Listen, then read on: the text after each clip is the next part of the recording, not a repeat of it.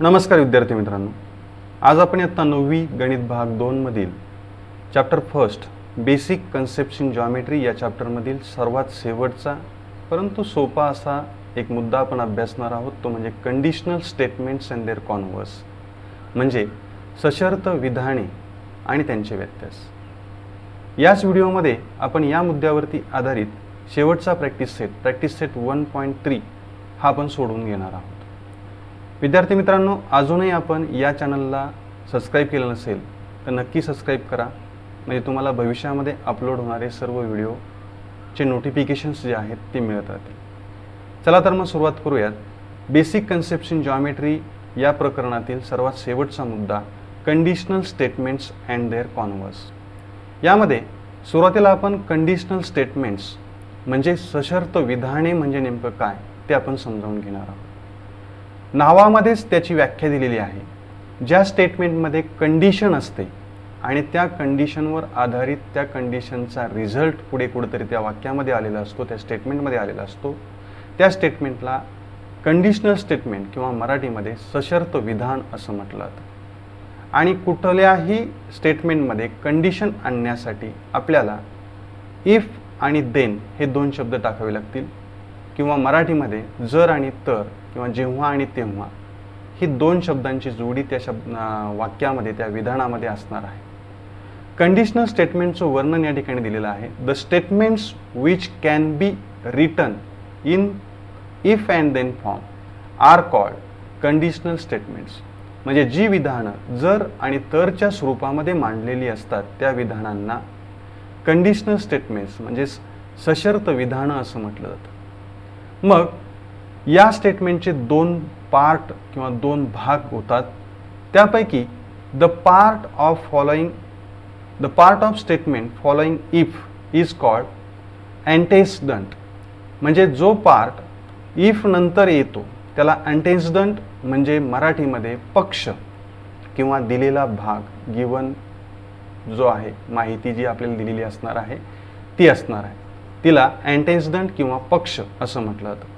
आणि the part of statement following then is called consequent.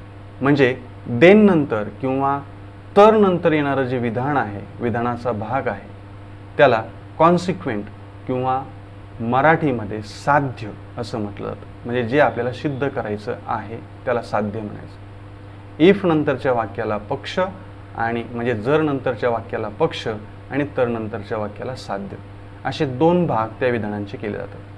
आता एक एक्झाम्पल आपण या ठिकाणी घेतलेलं आहे. अतिशय सोपा हा पार्ट आहे.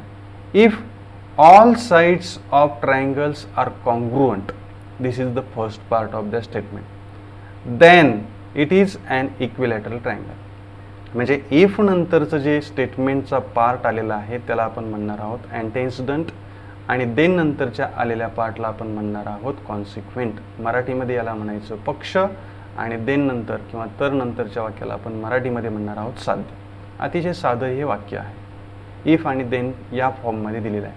हे मराठीमध्ये सांगायचं म्हटलं तर जर त्रिकोणाच्या तीनही बाजू एकरूप असतील, हा पहिला पार्ट झाला.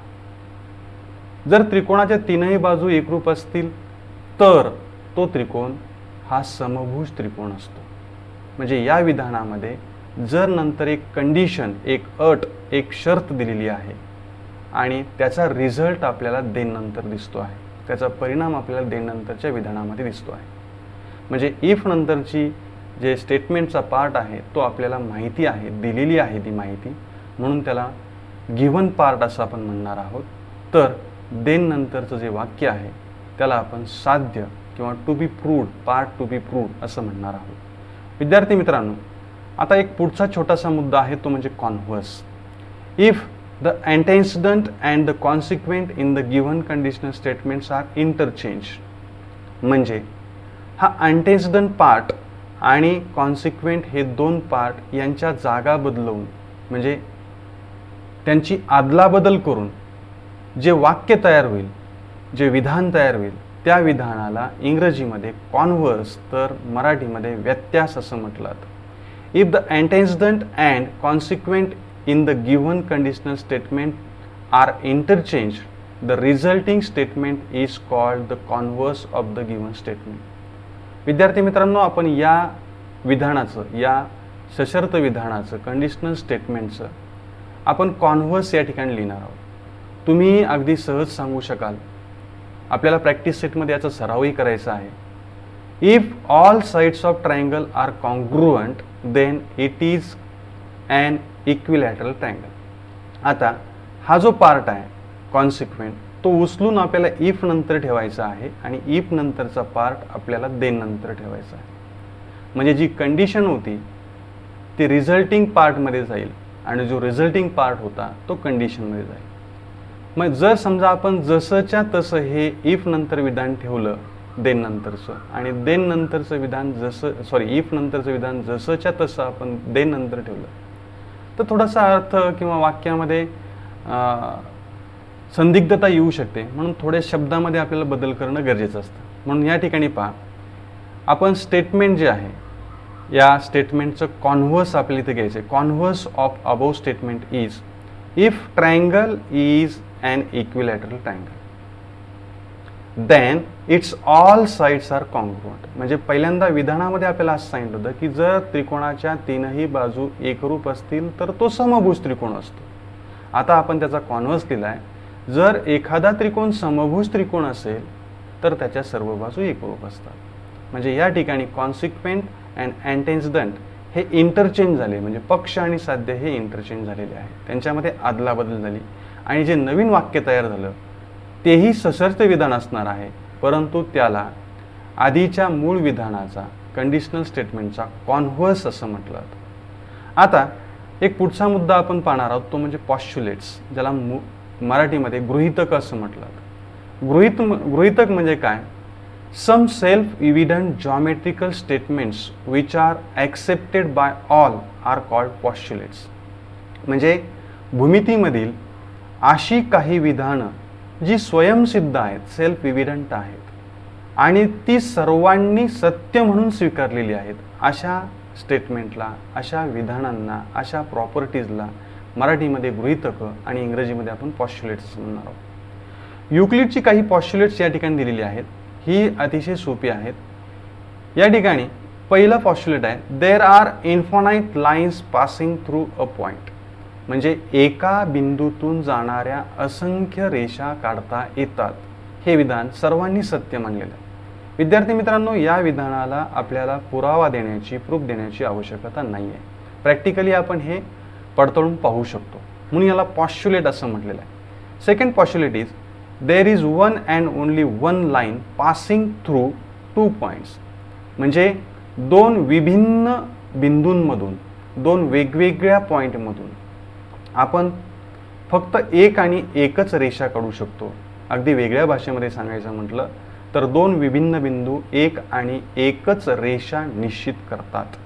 यालाही आपल्याला प्रूफ देण्याची गरज नाही. दोन बिंदू काढून त्यामधून दोघांमधूनही जाणारे किती रेषा काढता येतील? तर फक्त एक आणि एकच. हे सर्वांनी सत्य मानलेलं विधान आहे. Therefore it is a postulate. Next, a circle of given radius can be drawn taking any point as it centre. म्हणजे एखाद्या विशिष्ट त्रिज्येचं वर्तुळ काढण्यासाठी आपण प्रतलातील कोणताही बिंदू त्याचा केंद्रबिंदू घेऊन ते वर्तुळ काढू शकतो. हेही एक पॉस्च्युलेट किंवा गृहीतक आहे. त्यानंतर शेवटचं आपण एक विधान पाहूयात. All right angles are congruent with each other. सर्व काटकोन हे परस्परांशी एकरूप असतात. विद्यार्थी मित्रांनो, मुळातच प्रत्येक काटकोणाचं माप हे 90 अंश असतं. मग प्रत्येकाचं माप जर 90 अंश असेल तर सर्वांची मापं समान होतील आणि ज्या कोणांची मापे समान असतात त्यांना आपण एकरूप कोण असं म्हणतोच. हे विधानही सत्य मानलेलं आहे.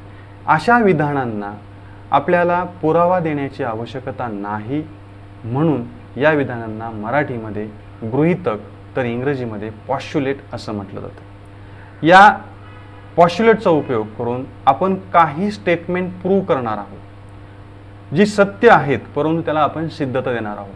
मग अशी जी विधानं, ज्या प्रॉपर्टी सत्य आहेत परंतु आपण त्या लॉजिकल स्टेपच्या साहाय्याने प्रूफ देऊन सिद्ध करणार आहोत, त्या स्टेटमेंटला मराठीमध्ये प्रमेय आणि इंग्रजीमध्ये थिअरम असं म्हटलं जातं. हा आपला छोटासा पुढचा मुद्दा आहे, theorems. The property is suppose to be true if it can be proved logically, it is called theorem.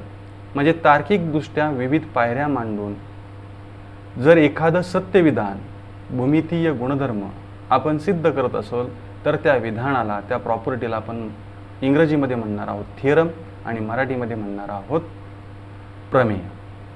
आता the logical arguments made to prove a theorem is called proof. म्हणजे ज्या तार्किक दृष्ट्या आपण काही स्टेप मांडणार आहोत, काही पायऱ्या मांडणार आहोत, ते विधान सिद्ध करण्यासाठी त्या पायऱ्यांना प्रूफ किंवा मराठीमध्ये सिद्धता असं आपल्याला म्हणायचं आहे.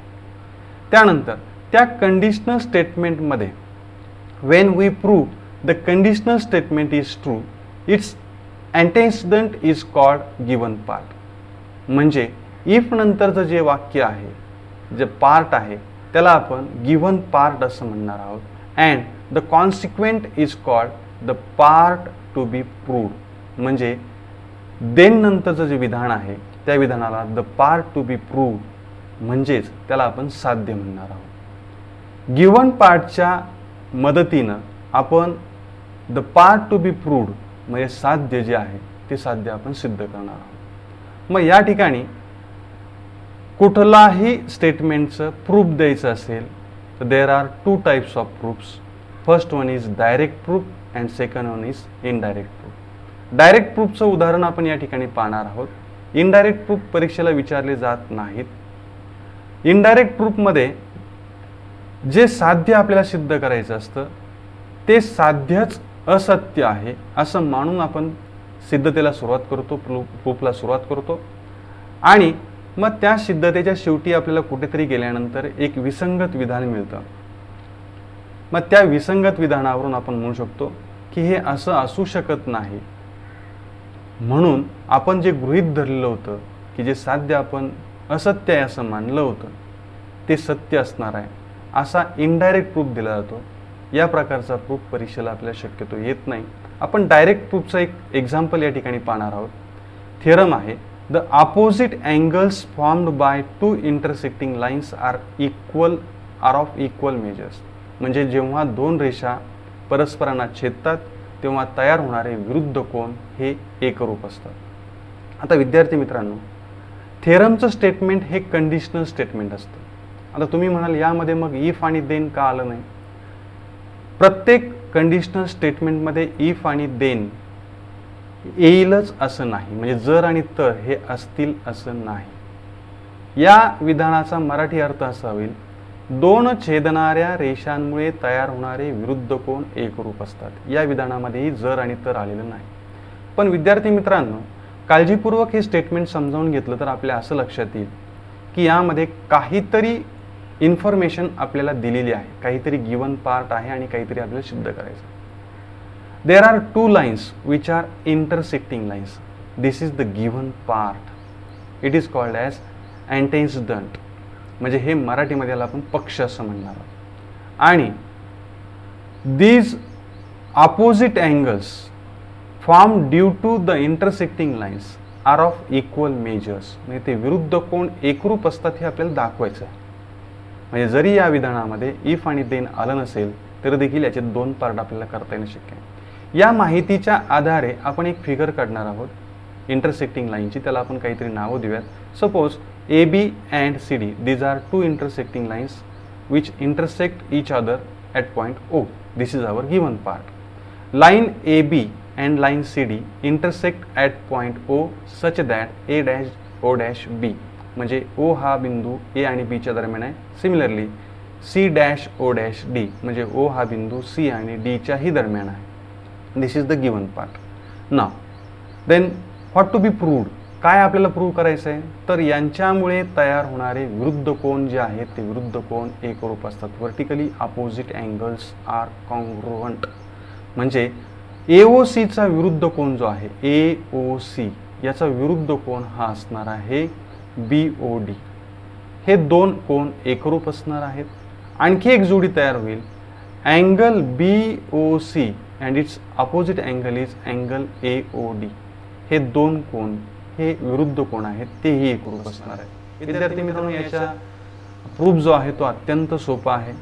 काही प्रॉपर्टीज ज्या पूर्वी आपण सिद्ध केलेल्या आहेत किंवा काही पॉस्च्युलेट्स आहेत, त्या पॉस्च्युलेटच्या मदतीने आपण या स्टेटमेंटचा जो कॉन्सिक्वेंट आहे तो कॉन्सिक्वेंट आपण प्रूव्ह करणार आहोत. Therefore proof angle AOC plus angle BOC is equal to 180 degree. Where are these angles? Angle AOC and angle BOC. These two angles are supplementary angles. Why the sum of these two angles is 180 degree? Because these angles are in linear pair. These are linear angles, and the sum of measures of linear angles is always 180 degree, or these are supplementary angles. Suppose this is equation number 1. ही property आपण इयत्ता 8वी मध्ये अभ्यासलेली आहे. Similarly angle BOC plus angle BOD is equal to 180 degree. Angle BOC and angle BOD, these are also linear angles. Therefore, sum of measures of these two angles is also 180 degree. Suppose this is equation number 2 because these are linear angles. आता या समीकरण 1 आणि 2 च्या उजव्या बाजू समान आहेत, याचा अर्थ डाव्या बाजूही समान असतील. म्हणून या ठिकाणी आपण असं म्हणू शकतो, from equations 1 and 2 angle AOC plus angle BOC is equal to angle BOC plus angle BOD. आता विद्यार्थी मित्रांनो, हे जे नवीन इक्वेशन आपल्याला मिळालेलं आहे, या नवीन इक्वेशनमध्ये दोनही बाजूंना एक कॉमन पार्ट आहे, अँगल BOC. जर आपण हा ट्रान्सफर केला राईट हँड साईडला तर हा निगेटिव्ह होईल, हा पॉझिटिव्ह असेल आणि दोन्ही कॅन्सल होतील. मग लेफ्ट हँड साईडला शिल्लक राहील अँगल AOC आणि राईट हँड साईडला शिल्लक राहील angle BOD. That means angle AOC is equal to angle BOD. Here eliminating angle BOC. म्हणजे ही पहिली जी अपोजिट अँगलची पेअर आहे ती पेअर ही कॉन्ग्रुएंट आहे, हे आपण प्रूव्ह केलं आहे. म्हणजे these are the logical steps to prove our consequent. Therefore this part is called as proof. याला मराठीमध्ये सिद्धता असं म्हटलं. तर तार्किक पायऱ्या आपण एकमेकांवरती आधारित या ठिकाणी मांडलेल्या आहेत, म्हणून याला मराठीमध्ये सिद्धता असं म्हटलं. Similarly it can be proved that angle BOC is equal to angle AOD. म्हणजे ज्या पद्धतीने आपण AOC आणि BOD हे दोन विरुद्ध कोण एकरूप दाखवलेले आहेत, त्याच पद्धतीने BOC आणि AOD हे दोनही कोण आपल्याला एकरूप दाखवता येतील. याच गुणधर्मांचा म्हणजे लिनियर अँगलच्याच प्रॉपर्टीचा उपयोग करून आपल्याला दाखवता येणं शक्य आहे. याला म्हणतात डायरेक्ट प्रूफ.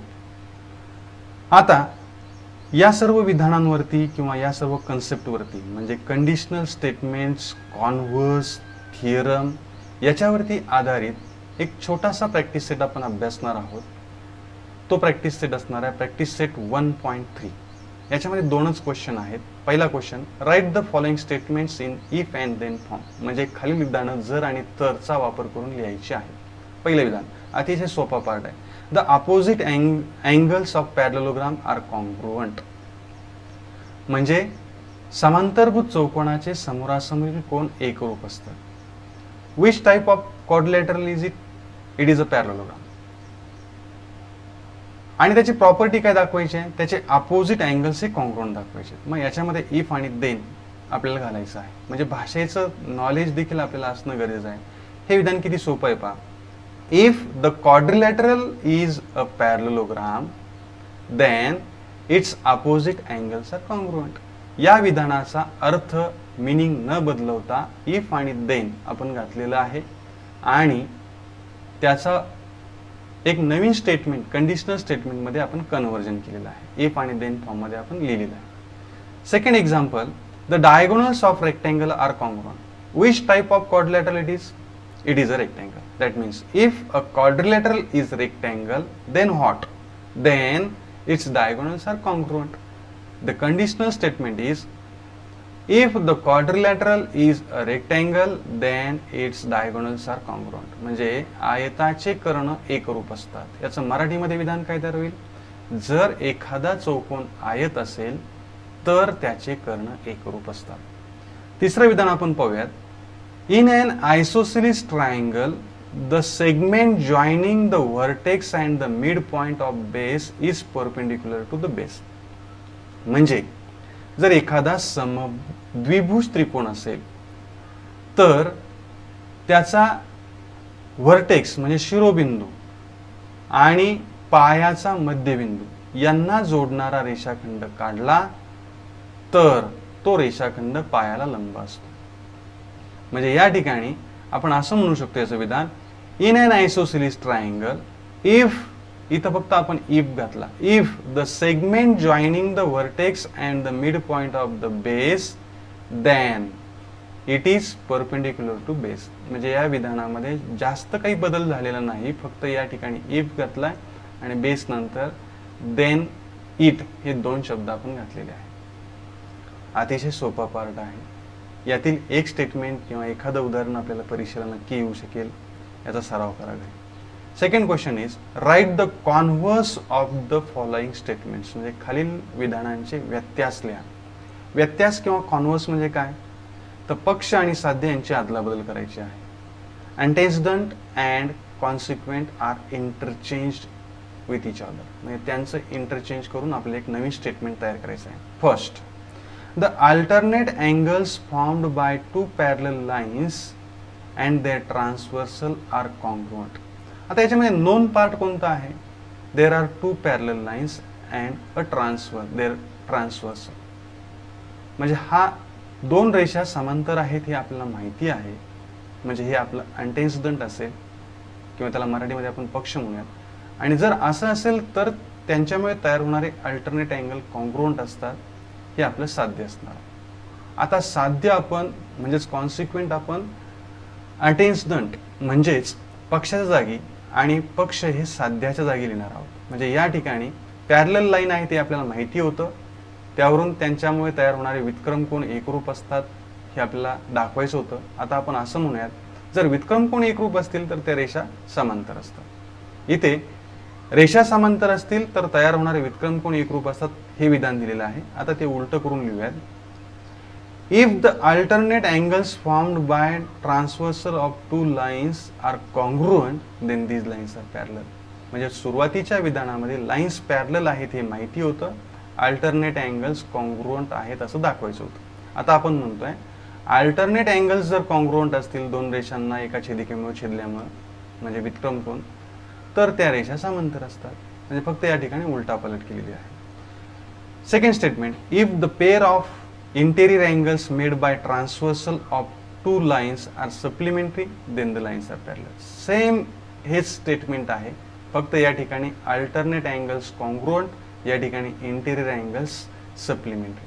म्हणजे जर या ठिकाणी काय म्हटलंय पहा, if the pair of angles made by transversal of two lines are supplementary then the lines are parallel. म्हणजे जर दोन रेषांच्या छेदिकेमुळे तयार होणारे आंतरकोन पूरक असतील तर त्या रेषा समांतर असतात असं विधान दिलेलं आहे. आता आपल्याला हे उलट करायचं. जर रेषा समांतर असतील तर त्यांच्या छेदिकेमुळे तयार होणारे आंतरकोन हे सप्लिमेंटरी असतात. If the pairs of interior angles made by transversal of two parallel lines are supplementary then the lines are parallel. या ठिकाणी हे जे विधान आहे हे विधान मी तुम्हाला फक्त तोंडी सांगतो. If the pair of interior angles made by transversal of two lines are supplementary then the lines are parallel. याचं कॉन्व्हर्स काय होईल पहा. If the lines are parallel then the interior angles formed by their transversal are supplementary. म्हणजे विद्यार्थी मित्रांनो या ठिकाणी आपल्याला सुरुवातीला आंतरकोन हे पूरक आहेत असं सांगितलं होतं, तर त्या रेषा समांतर होत्या. आता जर रेषा समांतर असतील तर त्यांच्या छेदिकेमुळे तयार होणारे आंतरकोन हे पूरक असतील असं आपलं विधान असतं. याचा तुम्ही घरी सराव करा. नेक्स्ट थर्ड स्टेटमेंट आपण या ठिकाणी घेणार आहोत. The diagonals of a rectangle are congruent. म्हणजे आयताचे कर्ण एकरूप असतात. म्हणजे या ठिकाणी आपल्याला एक गोष्ट माहिती आहे, दिलेला चौकोन हा आयत आहे आणि म्हणून त्याचे कर्ण एकरूप असतात. जर म्हणजे हे विधान जर आपण इफ आणि देन स्वरूपामध्ये लिहिलं, if a quadrilateral is rectangle then its diagonals are congruent. म्हणजे जर आयत असेल तर त्याचे कर्ण एकरूप असतात. मग आता याचा व्यत्यास काय होईल? जर एखाद्या चौकोनाचे कर्ण एकरूप असतील तर तो आयत असेल. That means statement is the diagonals, if the diagonals of quadrilateral are congruent then it is a rectangle. म्हणजे तो रेक्टँगल असणार आहे. विद्यार्थी मित्रांनो, या स्टेटमेंटचं कॉन्व्हर्स तुम्ही घरी लिहा. अतिशय सोपा असा एक पार्ट आपण या ठिकाणी अभ्यासलेला आहे. हा व्हिडिओ आपल्याला आवडला असल्यास लाईक करा, मित्रांना शेअर करा आणि चॅनलला सबस्क्राईब करायला विसरू नका. काळजी घ्या. धन्यवाद.